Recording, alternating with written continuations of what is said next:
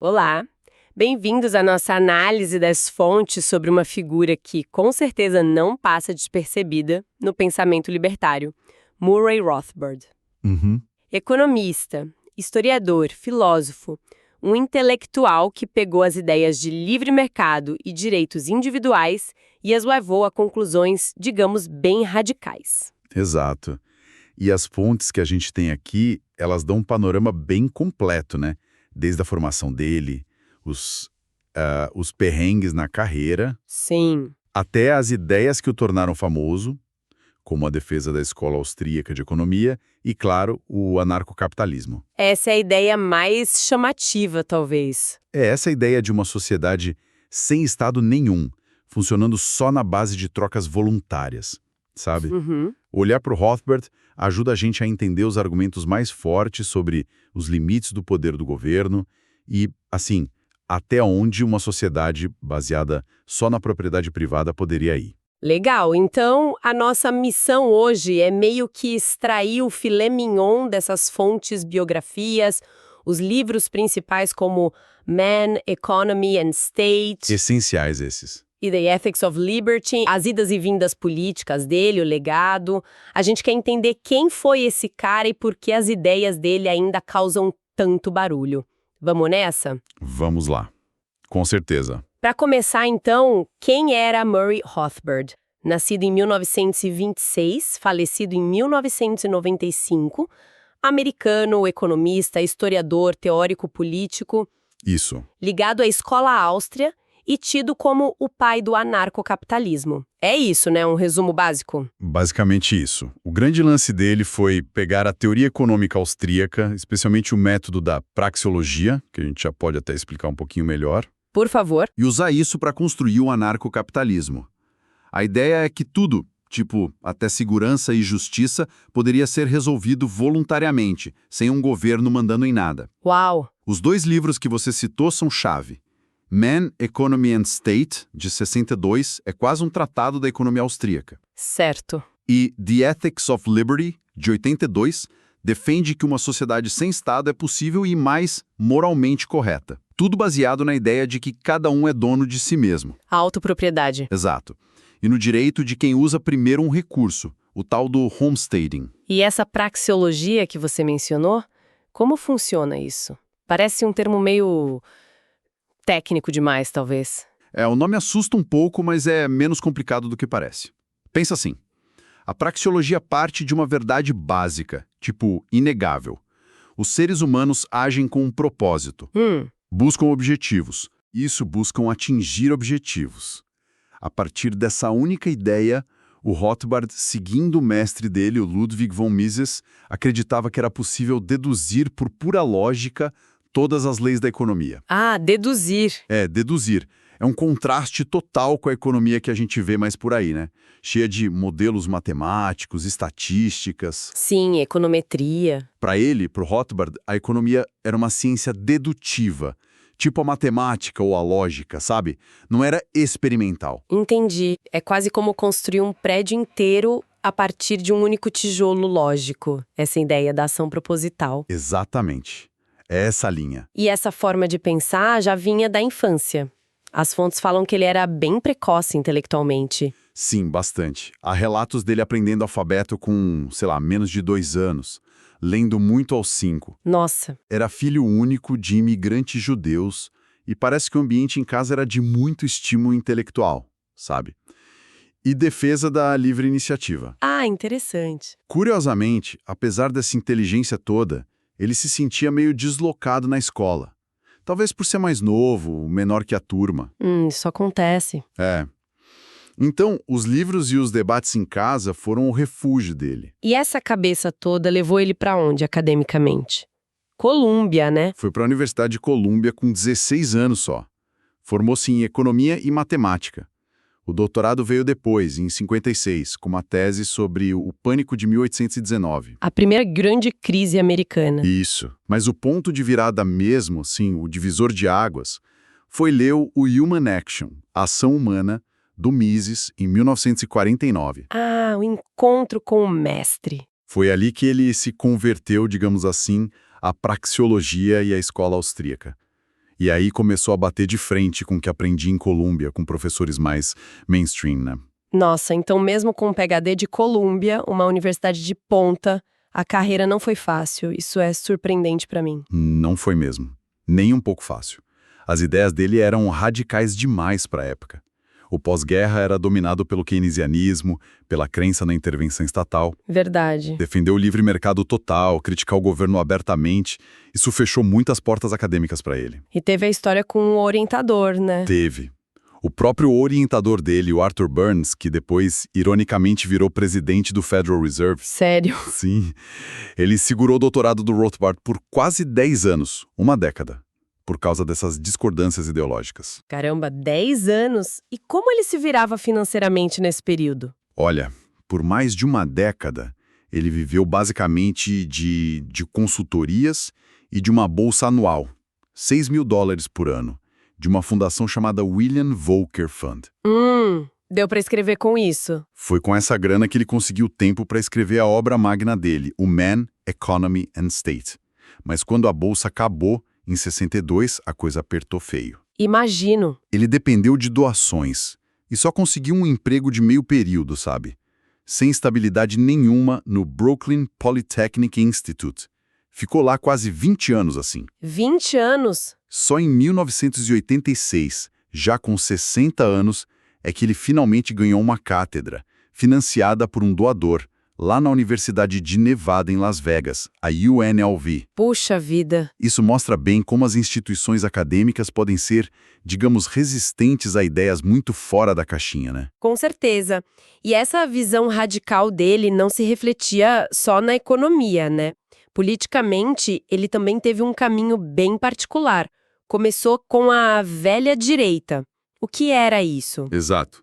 Nos anos 40 e 50, ele se identificava com a Old Right.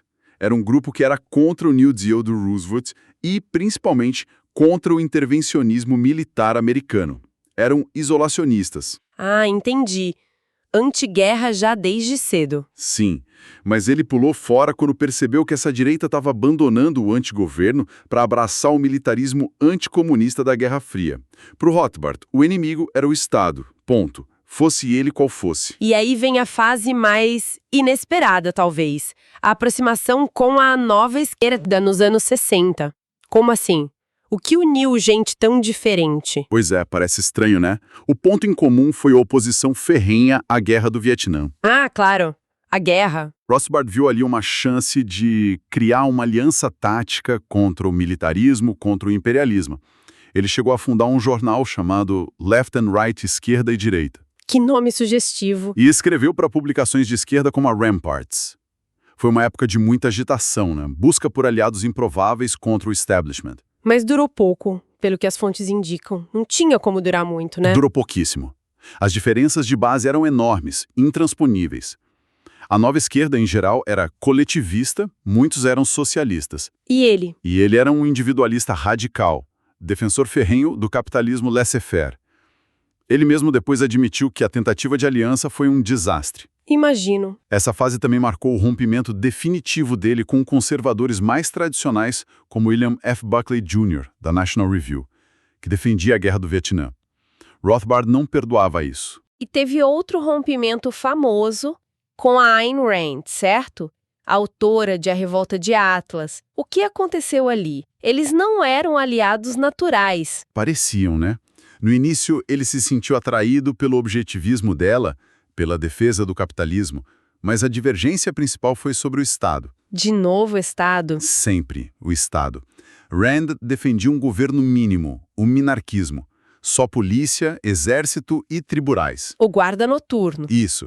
Já o Rothbard, cada vez mais, caminhava para a abolição total do Estado, o anarcocapitalismo. Zero Estado. Zero. Além dessa diferença filosófica crucial, o Rothbard não aceitava o que ele via como um dogmatismo, quase um culto à personalidade, no círculo da Rand.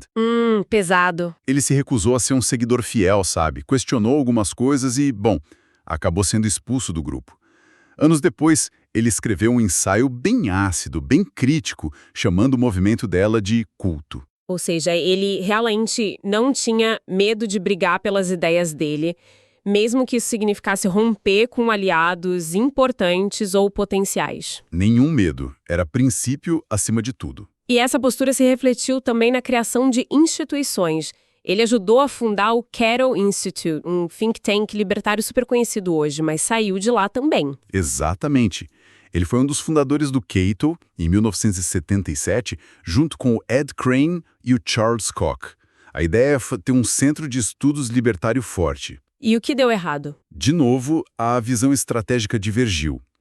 Rothbard queria manter o foco radical no anarcocapitalismo, na crítica total ao Estado. Já a liderança do Cato, o Crane, principalmente, preferiu uma abordagem mais pragmática. Tipo, Tentar influenciar políticas públicas em Washington, ser mais respeitável aos olhos do establishment, sabe? Menos confronto direto. entendi. E o Rothbard não topou. De jeito nenhum. Essas diferenças levaram à expulsão dele em 1981. Mais um rompimento. Parece um padrão mesmo. E depois do Cato, para onde ele foi? Ele criou algo próprio? Foi aí que ele se juntou ao Lew Rockwell e, com o apoio importante da viúva do Mises, a Margit von Mises, fundou o Ludwig von Mises Institute em 1982. Ah, o Mises Institute, que existe até hoje. Sim, firme e forte. O instituto foi estabelecido em Auburn, no Alabama, bem longe de Washington, D.C., justamente para ser um centro de promoção da escola austríaca pura, das ideias de Mises e do próprio Rothbard, sem as concessões que ele via em outros lugares. Então ali ele encontrou o lar dele. Ali ele encontrou seu lar intelectual definitivo. Foi vice-presidente acadêmico do Mises Institute até o fim da vida. E ele também teve uma relação, digamos, complicada com o Partido Libertário Americano, né? Teve sim, uma relação de amor e ódio, pode-se dizer. Ele esteve envolvido na fundação do partido em 72 e viu nele, inicialmente, uma ferramenta para levar as ideias libertárias às urnas. Faz sentido. O livro dele, For a New Liberty, de 73, foi muito influente no começo. Ajudou a moldar as plataformas iniciais. Mas, com o tempo, ele se tornou um crítico feroz do partido. Acusou o partido de se tornar moderado demais, de abandonar os princípios radicais para tentar ganhar voto.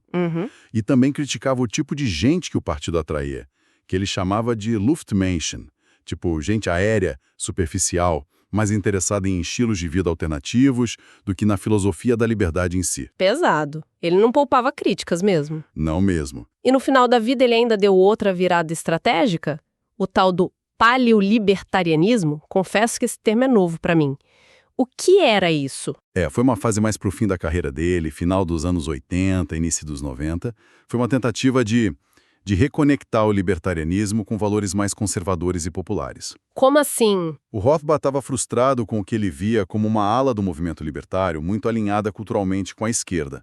Sabe? Focar em legalização de drogas, liberação sexual. Certo. Ele achava que isso afastava o americano médio. Então ele propôs uma aliança com os paleoconservadores. Que seria? Uma direita mais antiga, tradicionalista, anti-establishment, anti-guerra, também diferente dos neoconservadores. A ideia era juntar a defesa radical do livre mercado com valores culturais conservadores, família, religião, ordem, autoconfiança e um discurso populista de direita. Populista? Sim, no sentido de mobilizar a classe média e trabalhadora contra a elite política e econômica, o estado de bem-estar e guerra. Entendi a estratégia. E como isso se traduziu na prática? Teve algum exemplo marcante? O exemplo mais claro foi o apoio entusiasmado dele e do Lew Rockwell à campanha primária do Pat Buchanan para presidente em 1992, contra o George W. Bush, o pai. Buchanan, ele não era protecionista? Totalmente. E conservador em várias outras pautas. Mas eles viram no Buchanan, apesar de não ser libertário, um porta-voz contra o globalismo, o intervencionismo e esse Estado gigante que eles tanto detestavam. Que aliança inesperada de novo. Pois é. Foi uma estratégia muito controversa, que afastou Rothbard de muitos libertários que acharam aquilo um absurdo. Imagino. Ok, falamos bastante da trajetória dele, das alianças, dos rompimentos. Vamos voltar um pouco para as ideias centrais. Na economia, você disse, era o austríaco puro sangue. Totalmente. A base era a praxeologia, como a gente falou. Ação humana com um propósito como ponto de partida lógico. Certo. O Money Economy State é a grande obra onde ele sistematiza tudo isso. E ele usa essa base para criticar duramente a economia mainstream por usar modelos matemáticos que, para ele, não capturavam a realidade complexa da ação humana. E quais foram as principais críticas ou contribuições dele usando essa abordagem? Olha, foram muitas. Ele detonou o multiplicador keynesiano, por exemplo, culpou o Banco Central Americano, o Fed, pela Grande Depressão de 1929 num livro específico sobre isso. America's Great Depression. Esse mesmo. E denunciou o dinheiro de papel sem lastro, o dinheiro fiduciário, como inerentemente inflacionário e, na visão dele, fraudulento. Tem um livrinho ótimo sobre isso, What Has Government Done to Our Money? E ele brigava até com outros austríacos? Brigava. Ele era muito defensor do que via como as ideias corretas e puras do Mises. Então ele teve debates e discordâncias importantes com outros austríacos famosos como Hayek. O Nobel. Sim, o próprio Hayek. Discordavam sobre metodologia, sobre política. Também teve debates com Kirchner sobre empreendedorismo, com Lachmann sobre equilíbrio. Ele defendia a ortodoxia misesiana com unhas e dentes. Intransigente, pelo visto. Extremamente consistente com os próprios princípios. E na filosofia, qual era o pilar central? A ética? O pilar é a ética da liberdade, que ele detalha no livro The Ethics of Liberty. Tudo começa com o que ele chama de axioma da autopropriedade. Que é? A ideia de que cada pessoa é dona de si mesma, do seu corpo, da sua mente, dos frutos do seu trabalho. É o ponto de partida. Certo. E como ele chega na propriedade privada das coisas, dos recursos? Através do princípio de homesteading, ou apropriação original. A ideia é que a propriedade privada surge legitimamente quando alguém mistura o seu trabalho com um recurso natural que não tinha dono antes.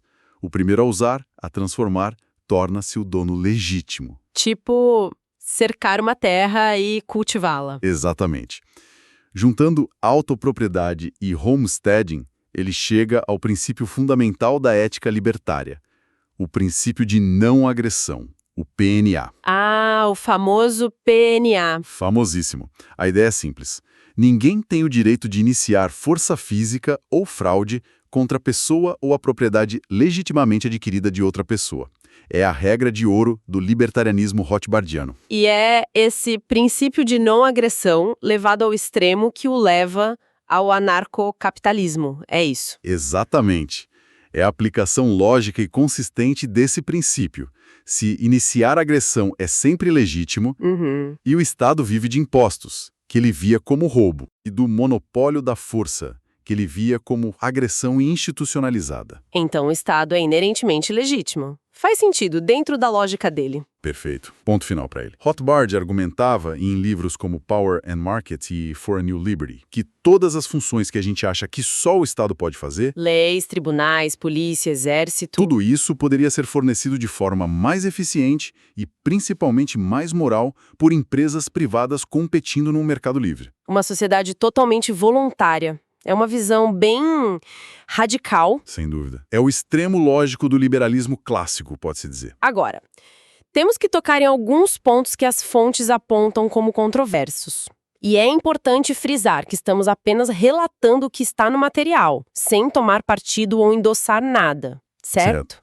Fundamental essa observação. Apenas reportando as ideias dele. As visões sociais dele, por exemplo. Como ele via a questão racial e os direitos civis nos Estados Unidos. Sim, são pontos que geram muito debate até hoje. Sobre raça e direitos civis, por exemplo, Rothbard era contra tanto a segregação forçada pelo Estado quanto a integração forçada. Como assim? Ele defendia a liberdade total de associação. Cada indivíduo ou grupo deveria ser livre para se associar ou não com quem quisesse, sem interferência do governo. E a discriminação? Ele acreditava que o próprio mercado livre, a longo prazo, puniria a discriminação irracional, porque ela não é economicamente eficiente. Por isso, ele foi um crítico da Lei dos Direitos Civis de 1964. Por quê? Porque ele via essa lei como uma interferência do Estado na propriedade privada e na liberdade de contrato das pessoas. Uma violação do princípio de não agressão, na visão dele. Entendi a lógica, embora seja uma posição bem controversa, claro. Ele também tinha uma visão bem crítica do igualitarismo, né? Fortemente crítica. Ele escreveu um ensaio famoso chamado Egalitarianism as a Revolt Against Nature, o igualitarismo como uma revolta contra a natureza. Forte o título. Muito. Ele argumentava que as pessoas são naturalmente desiguais em talentos, interesses, habilidades e, consequentemente, nos resultados que alcançam. Tentar forçar a igualdade de resultados para ele só seria possível com violência estatal massiva e constante. E ele estendia isso para grupos? As fontes mostram que sim. Ele aplicava essa visão também a diferenças que ele observava ou acreditava observar entre grupos étnicos ou raciais e por isso se opunha a políticas como cotas ou ações afirmativas. Ele via todo esse movimento igualitário como um motor ideológico por trás do crescimento do estado de bem-estar social. E ele tinha uma análise histórica disso.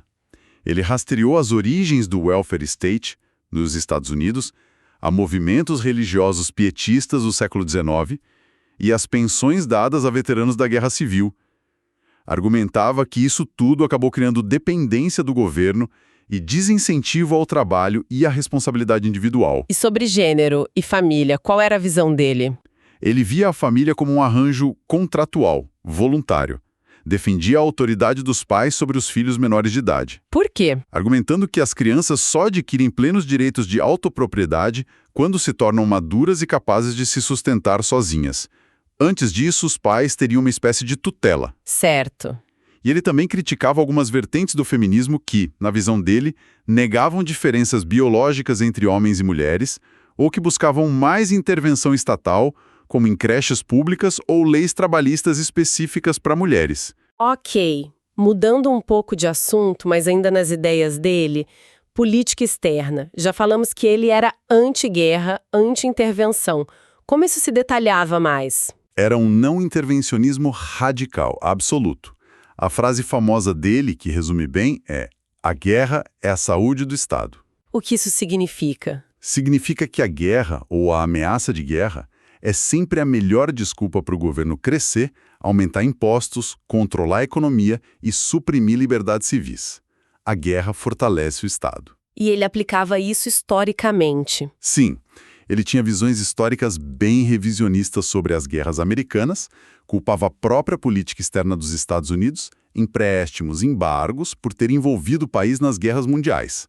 E criticou duramente a Guerra Fria, a Guerra da Coreia, a Guerra do Vietnã, tudo como puro imperialismo disfarçado de luta pela liberdade. E no caso específico e sempre complexo do Oriente Médio, qual era a posição dele? As fontes indicam que ele rastreava as raízes do conflito até a política imperial britânica na região e a Declaração Balfour, que prometeu um lar nacional judaico na Palestina. E sobre o conflito árabe-israelense em si? Ele viu o sionismo como um movimento que, na prática, resultou na conquista de terras e na expulsão de parte da população árabe palestina, especialmente em 1948. Ele tendia a culpar principalmente Israel pela continuidade do conflito. E qual seria a solução para ele? A solução para Rothbard era sempre a mesma: não intervenção total dos Estados Unidos. Fim de toda a ajuda militar e econômica para qualquer lado na região. Deixar os povos resolverem seus próprios problemas sem interferência externa. Entendi. E para finalizar as ideias dele, como ele via a justiça criminal? Já que não haveria Estado para prender e punir. Boa pergunta.